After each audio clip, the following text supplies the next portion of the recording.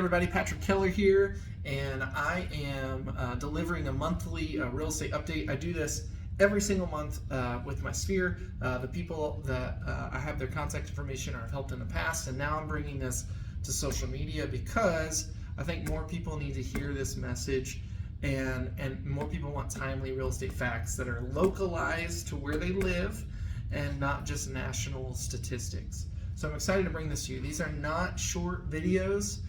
These are videos that I'm trying to jam pack with information, so hang in there. I try to get it done in just a few minutes, but I do think it's a really important thing to consume if you are a homeowner or you are interested in purchasing a home or making a move.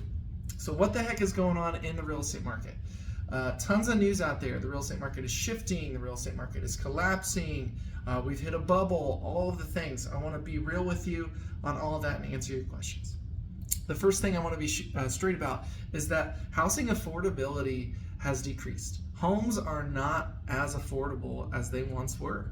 And even a year or two ago when people were like, oh, this is a seller's market, I'm sitting out, homes were pretty darn affordable. A really good example of this was just in 2020, interest rates got down to like 2.75%. And if you bought a house and you put 20% down in 2020 with a 2.75% interest rate, and you bought an average house, let's call it $400,000, your payment for that house with 20% down, $1,400. Well, fast forward today, and now interest rates are 5.5%, 5.75%, and that $420,000 house is now $525,000 house, and with a 5.5% interest rate or more, you're looking at $1,000 more per month. You're looking at like a $2,000 a month or more payment. And so, yeah, affordability has changed. And that is what's causing this shift. Interest rates went up, housing prices continue to go up, and then coupled together, there is a real estate market shift where buyers are just like, I don't want to do this if I don't have to do this. A year or two ago, it was like, oh, I want to buy a house. Now it's shifting to, oh, do I need to buy a house or do I need to move? And so affordability has decreased. And so I really do think that that's going to cause a shift in our market, and it already has. We've seen some of our listings not sell in one day.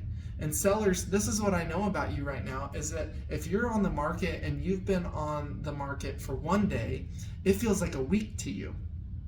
And if you've been on the market for 1 week, it feels like a month to you. And if you've been on the market for a month, it feels like a year to you because of the expectations that the market in the last 2 years have brought to you. Everybody's like, your house should sell in 2 seconds and you should get 20 offers. And yeah, that was happening, but it's not happening anymore. And I want to level everybody's expectations on this market that the shift is happening. And we are seeing multiple offer scenarios lessening. So where we had like 10 or 15 offers on a house, we may have 3 or 4. And yes, that's still a seller's market, but would you agree that that's a pretty significant shift, right? Going from 10, 15 offers to 3 or 4 or 5 offers. And yeah, they are still bidding up over list price in most circumstances, but not everyone now.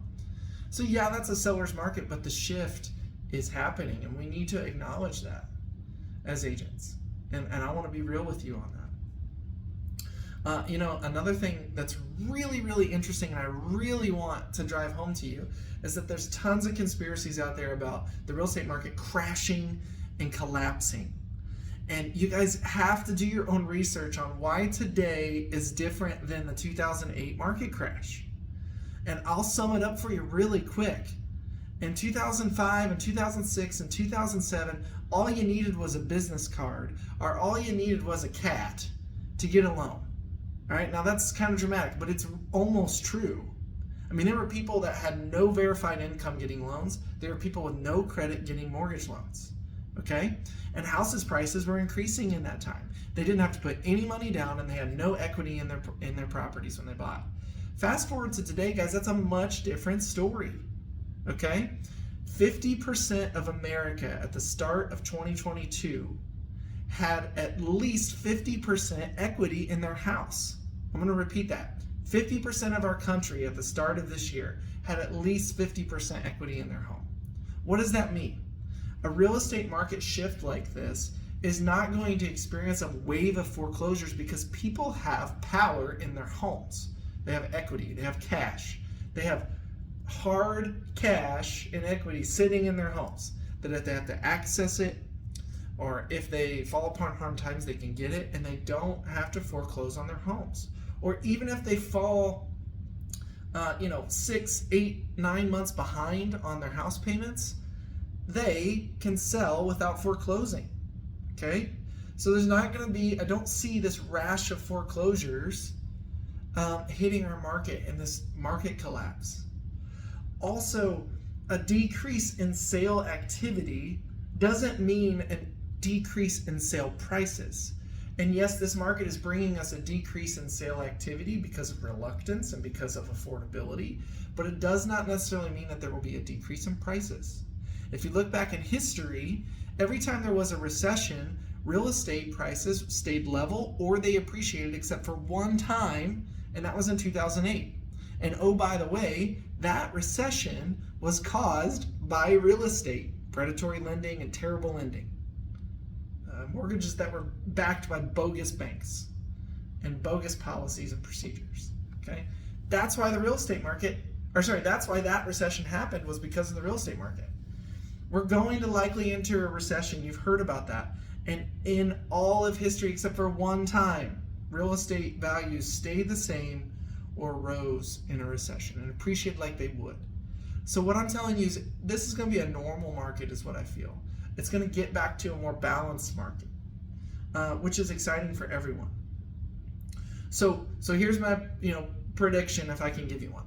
Sales activity will go down. We might see a 10 or 20% decrease in actual activity or sales activity at this time next year than we did the year before. And then I also feel like home building is going to slow down because rates are really, really high. And when rates are super high, there's buyer reluctance. And when there's buyer reluctance, home builders slow down. They don't want to build as much, right? They don't want to build something that people won't buy or they'll lose money on. Couple this with interest rates will likely correct and go back down a smidge 2 or 3 or 4 years from now. Because the Federal Reserve did what they wanted to. They wanted to slow down. They wanted to put a little water on this fire of affordability, or I'd say inaffordability, or it not being affordable. Okay, and they did that, and they've been successful in it. Well, when it's time to correct it and they start bringing interest rates back down, interest will flood the market again. Buyer interest will flood the market again. And guess what? We're going to be in the same boat. It's going to rear its ugly head again because we're going to be low on inventory and we're likely going to swing shot back right into a seller's market. So folks, we're entering a balanced market. This is not a crash and burn market. This is a normal real estate market that we're entering into, which is a good thing. The problem that I'm shooting you straight on is affordability and how we're going to get around affordability and making it affordable for buyers again. My only thought on that is that, and Warren Buffett says it best, that being in any kind of market, the stock market, the real estate market, any kind of market, it's about time in the market versus timing the market. Y'all are never going to be able to time the market correctly. No one has ever been able to do that in the history of mankind. However, somebody that's in the market longer than their neighbor, somebody that's in the market longer than their competitor, always ends up winning. Okay, and when I say winning, I mean, creating wealth, creating flexibility, creating freedom. And so if it's your time, it's your time. If it's not your time, it's not your time. And so that's what here, my team at Crestpoint Real Estate, that's what we believe in, is if it's your time, we are here. If it's not your time, we'll be there when you're ready. So that's what's going on in the real estate market. I hope it makes sense to you. And if you ever have questions about what's going on in the real estate market, I'd love to answer your questions. I hope you guys find some peace in that, and you take conspiracy theories with a grain of salt. No one can predict anything, okay? And yes, the market is shifting. Is the market collapsing, and does it have a high likelihood of doing that? No, it really doesn't, unless some catastrophic event happens, okay? All right, guys, if you need anything, always, subscribe to my channel, like my Facebook page, send me a message. I just want to be a resource for you. And I did this in 10 minutes instead of 4. So sorry about that. Take care.